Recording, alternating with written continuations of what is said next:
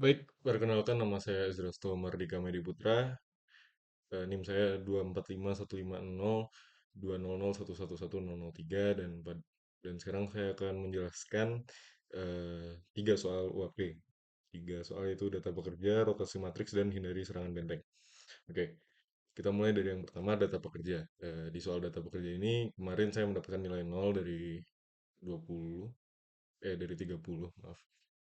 Saya mendapatkan nilai nol dari 30. Oke, jadi di di kode ini saya menggunakan tiga tiga metode.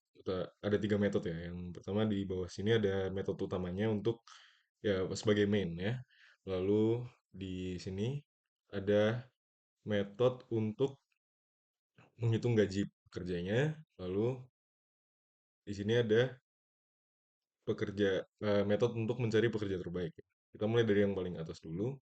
Di sini pertama-tama metodenya dibuat sebagai double dan sebenarnya untuk menghitung gaji itu digunakan double karena akan ada seperti ini, seperti denda, lalu bonus juga, dan juga gaji murni ini juga untuk menghindari untuk lebih aman aja sih. Karena denda dan bonus itu perhitungannya nanti di sini dikali 0,5 atau dibagi dua sehingga eh, takutnya mendapatkan hasil yang ya karena dikali dengan float gitu. Makanya harus dijadikan double gitu. Oke, jadi di sini eh, dalam metode hitung gaji ini dalamnya membutuhkan array jam kerja itu M ini ya, M. Sorry, sorry. Eh, Array jam kerja yang iya, yang M ini ya, yang seperti 666 ini. Ya, array jam kerja lalu ada gaji per jam, lalu ada hari gitu. Lalu di dalam sini di deklarasi variabel seperti biasa, ini ada integer total jam kerja, ini sama dengan 0, dan double denda dan double bonus juga. Double denda dan double bonus denda dan bonus ini dijadikan double karena nantinya akan dikali 0,5 untuk perhitungannya. Lalu untuk lalu ada gaji murni juga di sini. Nah, di sini saya menggunakan each for agar iterasinya itu lebih mudah. Jadi jam kerja itu kan array ya. Jadi ada sekian dimensi dari array. Arraynya sekian dimensi tergantung inputnya. Lalu tinggal dikali aja, tinggal di iterasi satu-satu gitu dari indeks 0 sampai indeks M gitu. Jadi untuk menghitung total jam kerjanya. Jadi dia langsung misalnya inputnya seperti ini 666 seperti ini. Jadi dia dari indeks 0 dari 6 yang sini lalu ditambah yang ini tambah yang ini gitu. Jadi total jam kerjanya yang tadi kan di sini integer dia di set jadi 0 agar bisa dihitung seperti ini. Jadi nanti variabelnya akan terupdate mengikuti mengikuti for loop ini gitu. Lalu ada dua dua variabel yang di deklarasi lagi yaitu jam minimal dan maksimal. Nah, minimal ini eh, jam kerja minimal dalam ini ya dalam ya sesuai inputnya gitu. Misalnya dia kan 3 hari, 3 hari berarti 3 hari sorry. Oh ya, sorry. Dia kan 3 hari. Di sini inputnya kan eh, yang M, yang M bener. Yang M itu kan di sini merupakan banyak hari mereka bekerja. Nah, jadi di sini kalau misalnya inputnya 3, berarti minimal jam kerja mereka itu dalam 3 hari kerja itu adalah 8 kali 3, 8 kali hari. Berapa hari gitu mereka bekerja. Jadi kalau di kasus di input yang ini, di input yang di deskripsi ini, minimalnya adalah 24 jam, 24 jam minimal jam kerjanya dan maksimalnya juga sama, 3 kali 12, 36 jam gitu. Nah, di sini ada sintaks if, yaitu ini untuk menghitung jam jam kerja ini ya. eh, ini untuk menghitung apabila jam kerja seorang bekerja itu di bawah minimal gitu. Jadi apabila jam kerjanya di bawah minimal ini, jadi nanti kita akan menghitung menghitung dendanya dia kena denda berapa. Karena kalau misalnya di bawah minimal ini, di bawah 8 kali hari ini, dia akan kena denda. Sedangkan kalau misalnya max ini di atas max dia akan mendapatkan bonus. Seperti itu. Nah, jadi di sini ada if total jam kerja di bawah minimal berarti dia akan kena denda. Pertama-tama dihitung dulu kurangnya berapa. Kurang berapa sih?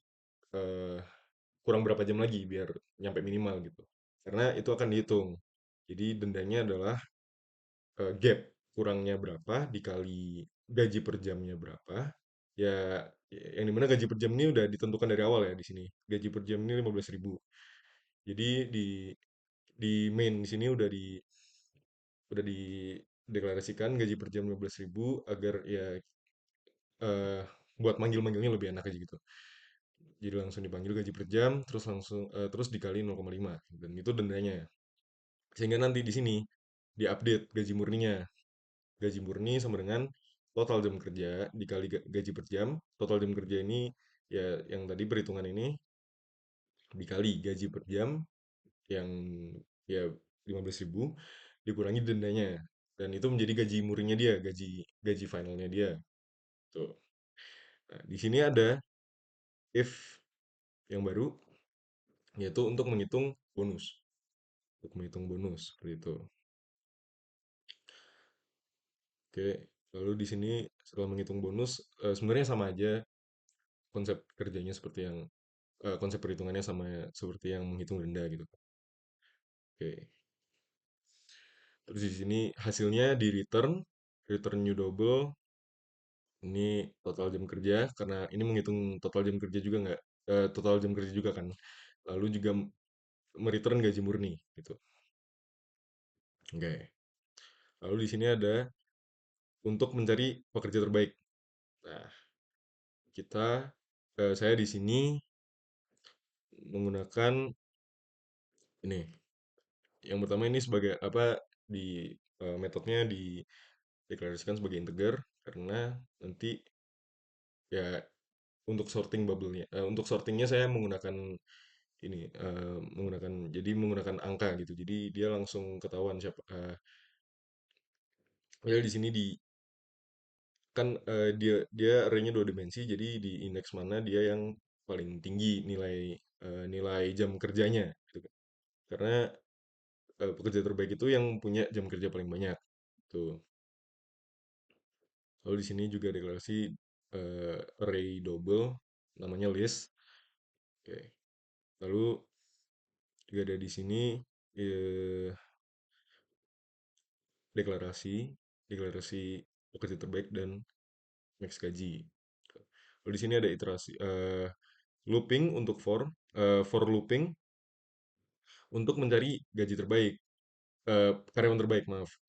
Jadi di sini direlasikan dari eh, integer i sama dengan satu, i dikurangi kalau misalnya i kurang dari list length yang dimana ini panjang list ini ya, panjang list yang nanti di bawah ini dipanggilnya dari n sama m ini list gitu. Lalu kalau memang dia lebih tinggi, lalu dia dia akan diganti jadi pekerja terbaik ini.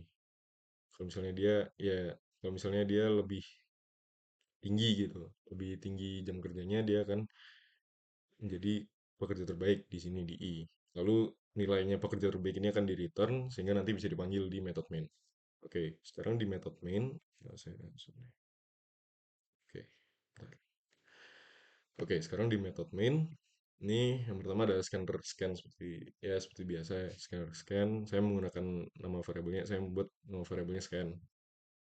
Lalu di sini input untuk n, yang mana n itu banyak pekerjanya. Lalu yang m ini berapa hari mereka bekerja gitu. Lalu di sini ada gaji per jam yang tadi saya sudah jelaskan. Lalu ada juga ini untuk jam kerja, array untuk jam kerjanya. Ya, untuk inputnya seperti ini sih, untuk inputnya seperti ini. Jadi dimasukkan ke array jam kerja ini. Lalu ada double list gaji. Nah, list gaji tadi ini untuk perhitungan eh, pekerja terbaik dan juga ini sih, dua-duanya juga pakai. Lalu di sini ada loop untuk, bentar saya pisah biar tidak bingung. Oh, nggak usah. Oke, di sini ada for untuk, ini kan ada I sama J dan ini digunakan untuk input input input yang di bawah ini, input input jam kerjanya untuk, ya, untuk input jam kerjanya mereka. Lalu di for yang integer ini, for loop yang pertama ini ada untuk perhitungan perhitungan gaji. Lalu di print di sini. Lalu di bawah ini ada pekerja terbaik, untuk perhitungan pencarian pekerja terbaik. Lalu juga ada perhitungan bonus dan akhirnya perhitungan total gaji akhir gitu. Lalu di sini di print seperti biasa. Oke. Jadi saya rasa untuk data pekerja ini udah semua. Lalu kita lanjut ke rotasi matriks. Oke. Di rotasi matriks ini ada ada tiga metode ya. Sini, bentar. Oke, ada tiga metode. Ini yang ini main saya taruh di atas. Lalu dua yang ini untuk rotasi.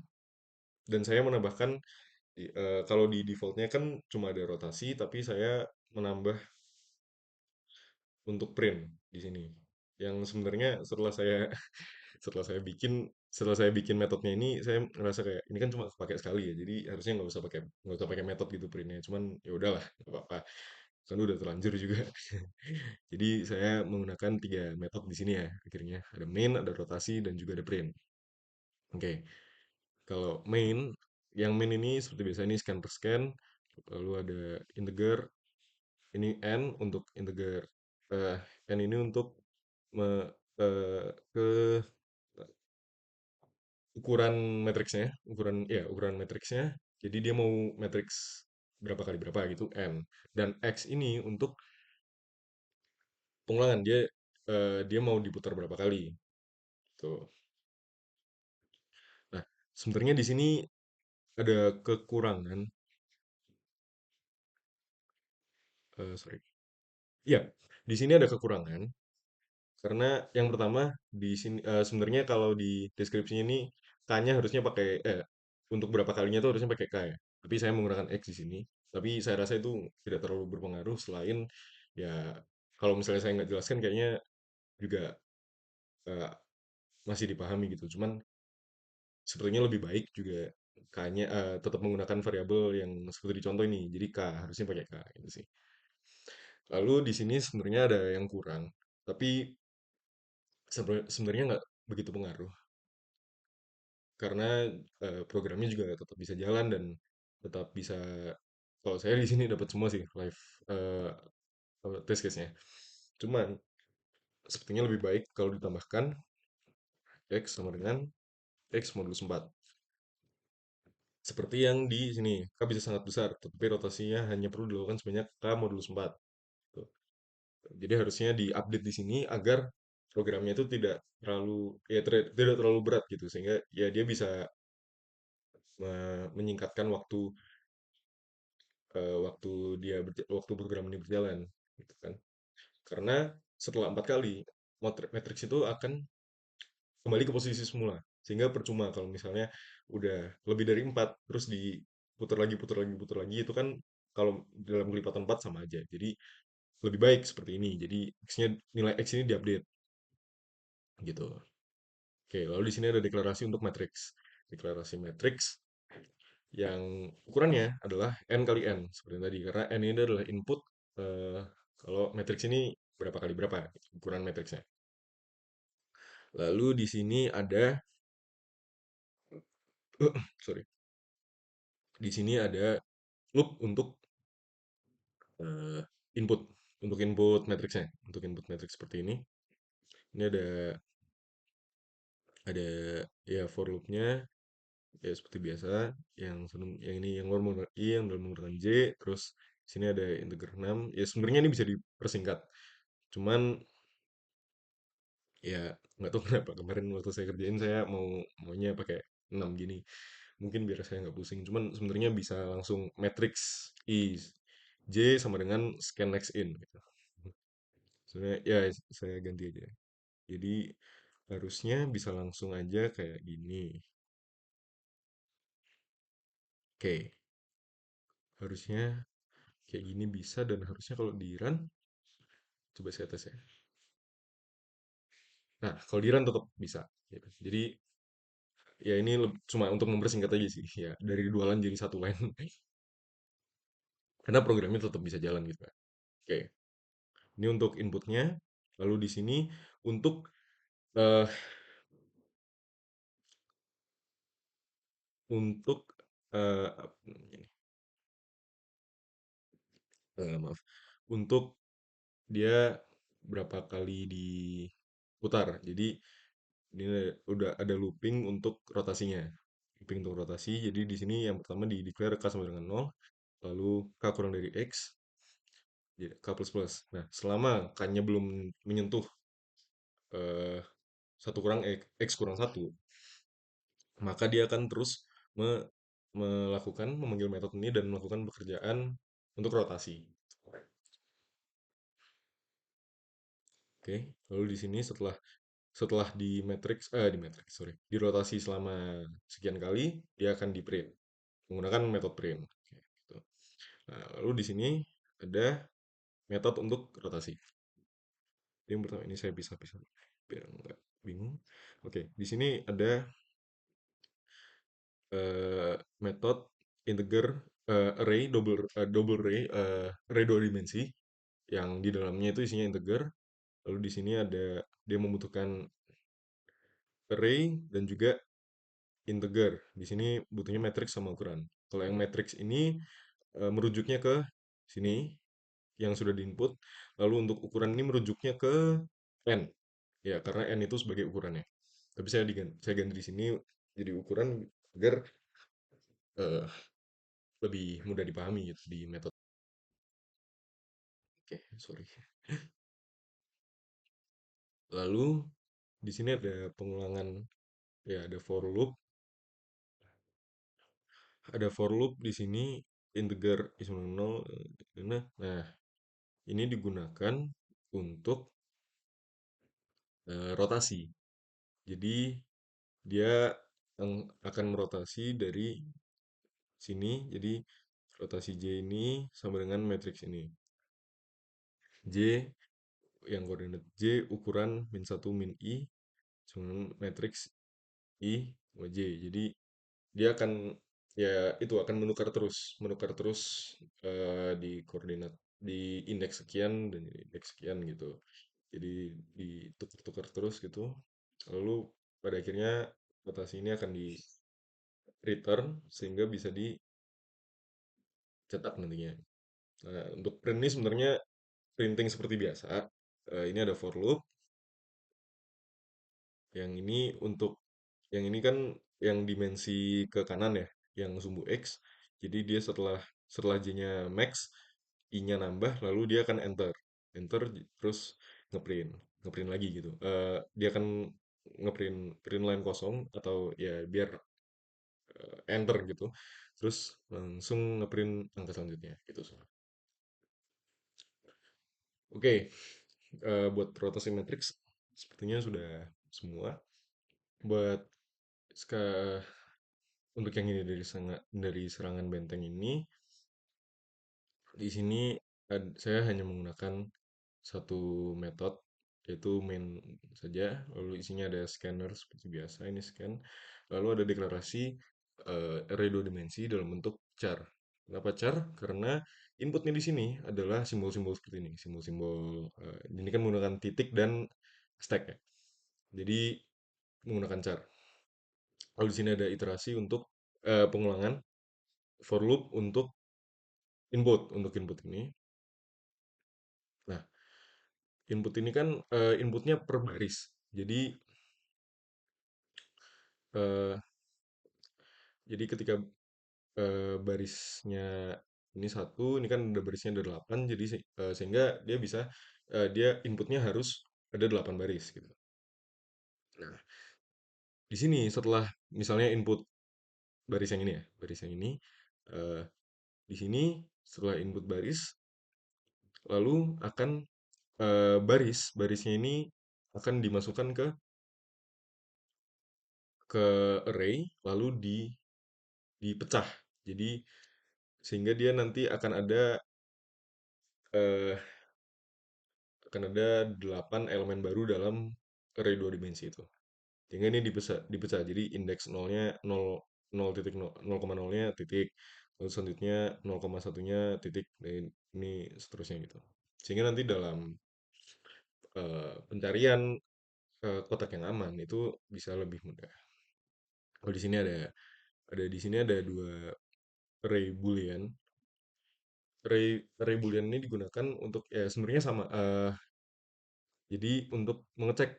Jadi titik 0,0 atau titik 0, berapa ini dia ini aman apa enggak. Jadi kita menggunakan boolean. Jadi kan eh, pilihannya cuma ada dua nih. Ada true, ada dia aman atau tidak gitu. Sehingga eh, digunakan boolean. Jadi cuma ada dua kemungkinan, true or false gitu. Jadi kalau di sini saya menggunakan, kalau misalnya true berarti dia terserang, kalau misalnya false berarti dia tidak terserang gitu, atau di sini aman gitu. Nah, di sini ada iterasi untuk mengecek masing-masing. Masing-masing di sini, nah, untuk mengecek masing-masing eh, apa namanya di sini, ya mengecek masing-masing baris dan kolom. Jadi di sini ada if papan dengan koordinat i j itu dia hashtag, berarti dia terserang, yang dimana nilai booleannya true gitu. Lalu di sini ada untuk menghitung berapa kotak yang aman. Jadi saya menggunakan integer aman di sini. Lalu di sini ada pengulangan untuk mengecek lagi.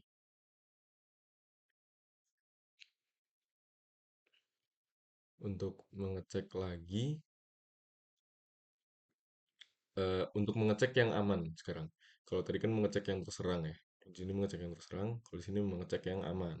Sehingga di sini kalau misalnya ini ada if-nya seperti ini, lalu amannya nambah. Jadi sehingga nanti bisa dicek ini di print yang kotak yang aman tuh jumlahnya ada berapa.